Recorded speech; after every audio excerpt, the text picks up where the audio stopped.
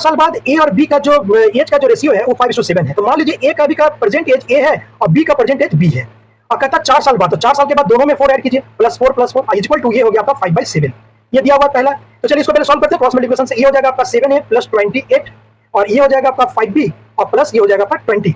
तो इसको आप लिख सकते हैं 7a - 5b इक्वल टू 20 - 28।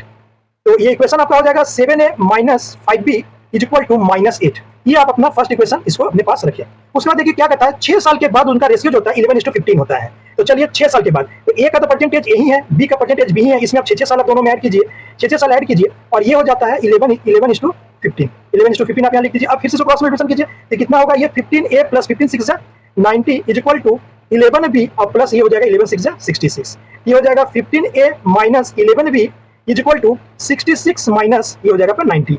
तो यहाँ हो जाएगा 15a - 11b इक्वल टू 90 में से 66 को माइनस कीजिएगा तो कितना हो जाएगा, ये हो जाएगा आपका 20। है आपका 7a - 5b इक्वल टू -8 और ये है आपका 15a - 11b इक्वल टू ये है आपका सॉरी -24। ये भी हो जाएगा आपका -24।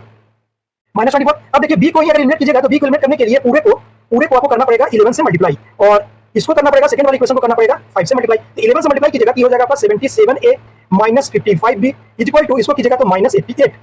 उसी तरह से 5 से कीजिएगा तो 5 और 15 से कीजिएगा तो ये हो जाएगा आपका 75 है, इसको कीजिएगा तो ये हो जाएगा 55 भी और इसको कीजिएगा तो ये हो जाएगा -120। अभी कीजिए इसको क्या, तो आप कीजिएगा इसको सब्ट्रैक्ट, इसको कीजिएगा सब्ट्रैक्ट कीजिएगा तो ये हो गया सब्ट्रैक्ट, ये हो जाएगा प्लस और ये भी यहाँ पर ये वाला हो जाएगा प्लस, तो माइनस प्लस ये कैंसिल आउट हो गया। 77 में से 75 को माइनस कीजिएगा तो ये हो जाएगा आपका 2a इक्वल टू 120 में से अगर 88 को माइनस कीजिएगा तो कितना होगा, तो यहाँ बोलिएगा आएगा +32। तो यहाँ से आपका a का वैल्यू, a का परसेंटेज है क्योंकि a का परसेंटेज माना गया था, 32/2 आ गया और ये कैंसिल आउट होकर ये हो गया 16, मतलब a का जो परसेंटेज है वो आया आपका 16 ईयर्स। अब इसमें से निकालना है b का, तो फर्स्ट इक्वेशन को फिर से ले लीजिए 7a - 5b, तो 7a - 5b इक्वल टू है -8। ये आपका फर्स्ट इक्वेशन, इसमें a का वैल्यू को पुट कीजिए 7 × 16 - 5b equal to -8 -5b equal to -8 और ये भी आएगा तो किसमें आएगा, तो आप बोलिएगा कि माइनस में, प्लस में तो माइनस में आएगा और 16 से बन जाए कितना होता है तो 112।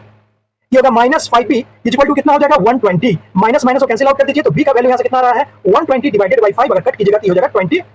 तो यहाँ से b का जो परसेंटेज आया वो कितना आया आपका 24।